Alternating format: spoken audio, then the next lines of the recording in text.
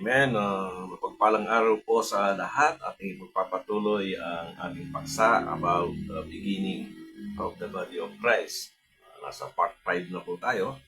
And nasa 11, nasa lesson 11 na tayo. So, ating inahanap sa salita ng Diyos kung saan ba nagsimula ang church, the body of Christ. So, napakahalaga nito dahil ito ay isang susi sa ating pag-aaral sa salita ng Diyos na may tamang paghahati. So, mapapansin natin hanggang sa Acts chapter 9 sa ating mga previous lessons, ang pangangaral ng mga disciples that time ay hindi pa ang ebanghelyo ng biyaya ng kaligtasan.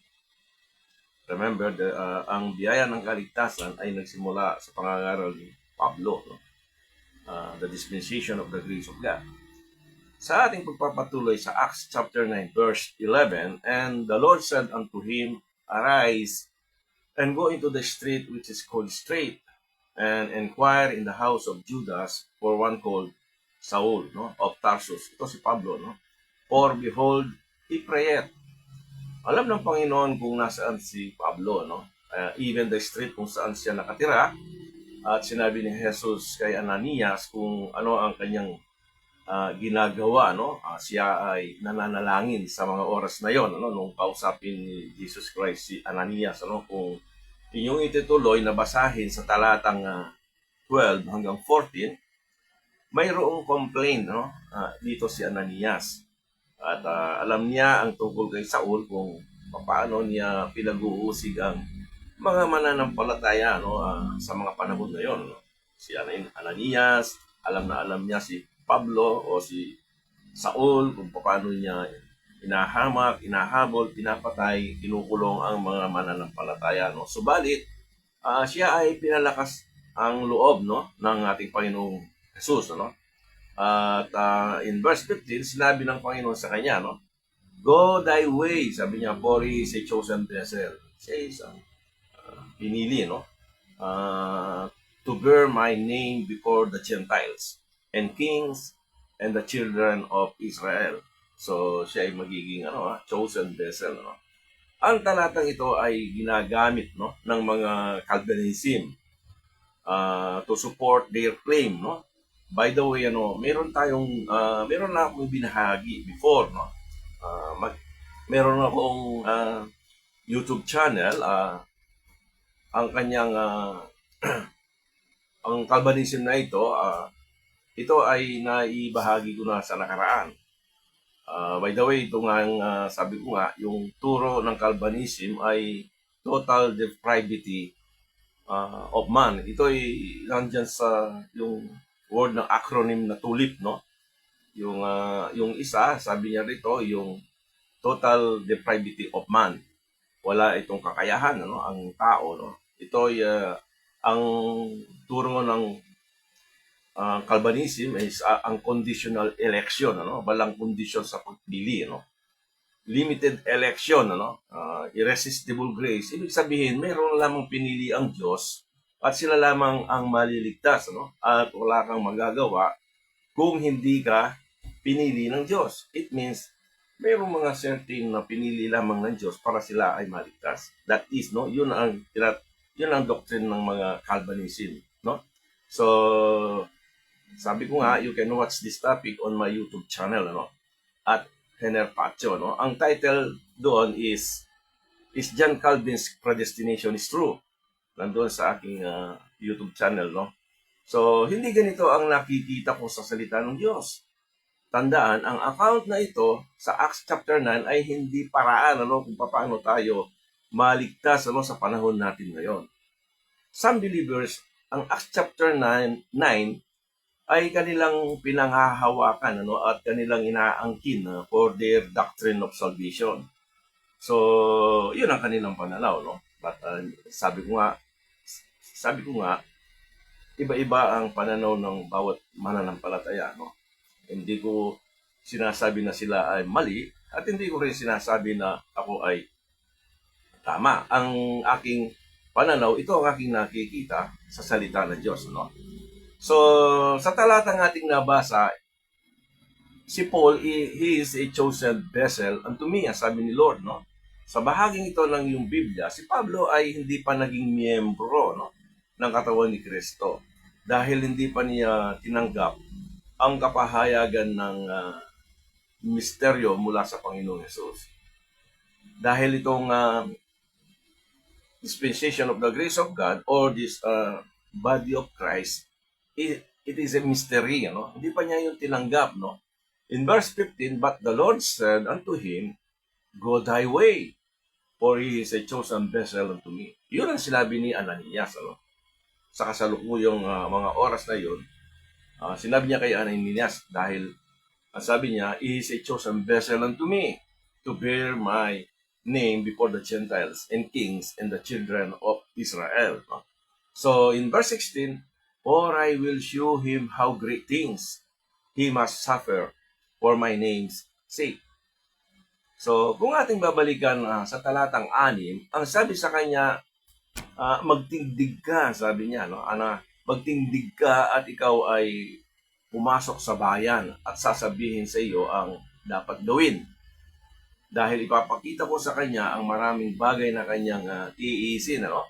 Dahil sa aking pangalan, sabi niya. So, walang reason upang iwasan ni Pablo ang mga kahirapan na ito, no?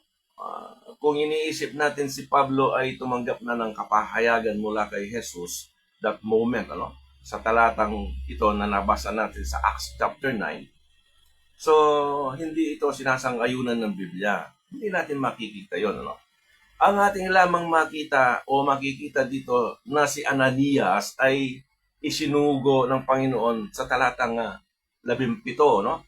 9:17, Acts chapter 9, verse 17. And Ananias went his way and entered into the house and putting his hands on him said, Brother Saul, pangalan ni tawag kay Pablo noon, Saul, no? Anyway, hindi nagbago ang pangalan niya, tinawag din Pablo, no?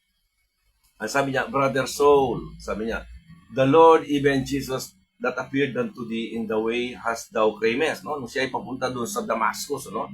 Had sent me, sabi niya, kung sinugo ako, sabi ni Ananias sa kanya, that thou mightest receive thy sight and be filled with the Holy Ghost. In verse 18, and immediately there fell from his eyes as it had been scales, no? Yung parang kaliskis, sabi niya ron, no? And he received sight forthwith and arose and was baptized. Pansinin natin ito, no? Now, ang ating makikita sa mga talatang ito ay ganito. Paano ka ba naging miyembro sa katawan ni Kristo? Paano ba tayo naging miyembro sa katawan ni Kristo? No? So, ito ba ang paraan kung paano ka naging bahagi sa katawan ni Kristo? Tinanggap mo ba at napuspos ng Santong Espiritu at ikaw ba ay nabautismuhan sa tubig? Tanong lang ito, no? Uusisahin natin, ano? And in verse 19, and when he had received meat, he was strengthened. No? Si Saul ito. Then was Saul certain days with the disciples which were at Damascus. No? Verse 20, and straightway he preached Christ in the synagogues, that he is the Son of God. Take note, no? Ano yung kanyang preaching?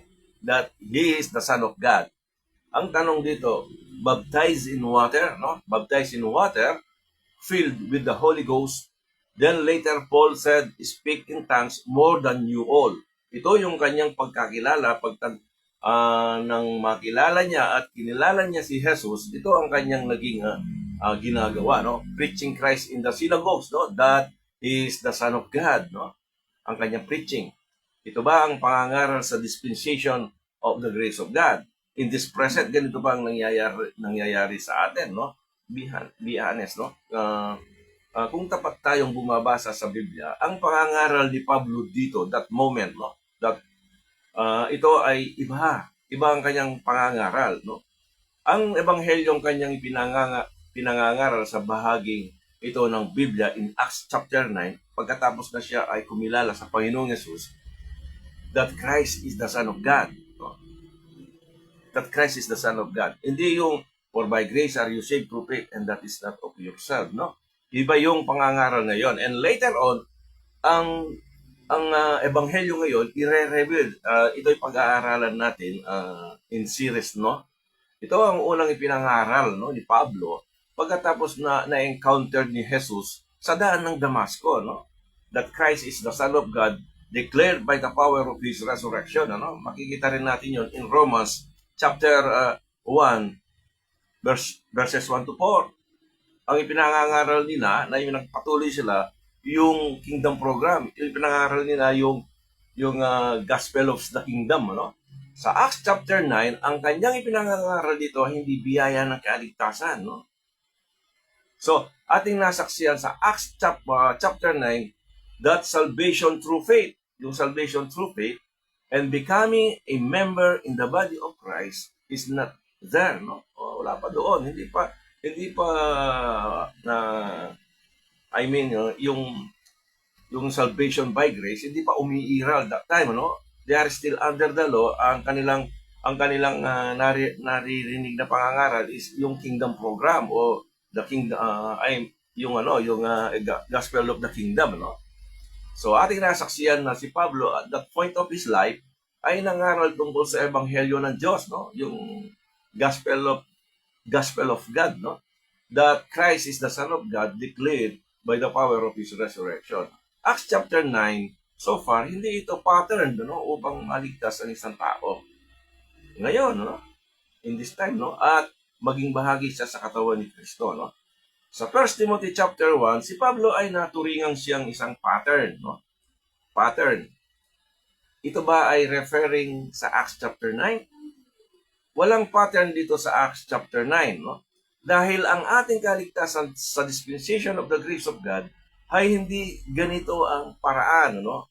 In Ephesians chapter 4, verses 3 to 6, take note, no? Tingnan natin, ano? Verse 3, endeavoring to keep the unity of the Spirit in the bond of peace. Unity of the Spirit in the bond of peace. In verse 4, there is one body and one Spirit, even as ye are called in one hope of your calling. In verse 5, take note, one Lord, one faith, one baptism. No? Now let us just be honest, no? Sa aklat ng mga gawa, mayroong higit sa isang bautismo. Take note, mayroong mahigit na higit sa isang bautismo. Ibig sabihin, there was no unity of the faith. There's no unity. Dahil ang verse 6, one God and Father of all, who is above all and through all and you all, tandaan natin, bago tinawag si Jesus, si Pablo bilang apostol sa mga Hentil, at bago nagsimula bilang unang miyembro ng body of Christ, siya ay nangaral muna sa mga Hudyo, no? Para sa kingdom program. Ang katawan ni Kristo ay isang sikreto since the world began, no? At unang ipinahayag lamang ito kay Pablo. Hanggang sa uli, makikita natin sa huling talata, no? Na ating nabuksan, no? In Acts chapter 9. Ang pangangaral ni Pablo ay hindi para sa body of Christ. Kaya masabi natin ang ebanghelyo ng kaligtasan para sa body of Christ ay wala pa sa bahagi nito ng inyong Biblia. Pero i-search ninyo para makita natin tayo ay patuloy na nag-aaral. Sasabihin ko na ang ating pag-aaral, it is a progressive learning, no? O it is a continuous learning, no? Learning, I mean, it is a continuous process, no? So, yung binanggit ko kanina na there is no unity in the Spirit, dahil nga sa Acts, sa Book of Acts, there are two baptism. No? Samantalang si Paul, in Ephesians, there is only one God and one baptism. So, doon pa lang nagkakaroon na ng distinction. Ano? So, ibig sabihin, sa panahon ng pangangaral ni Pablo, that time, wala pa yung body of Christ. Yung mystery of the dispensation of the grace of God or the body of Christ, hindi pa ito tinanggap ni Pablo. Hindi pa niya tinanggap until Acts chapter 9 na ating nabuksan na pag-aaral. So, for the meantime, puputulin muna natin ang ating pag-aaral and we will continue next time. No? Salamat and God bless. No? To God be the glory.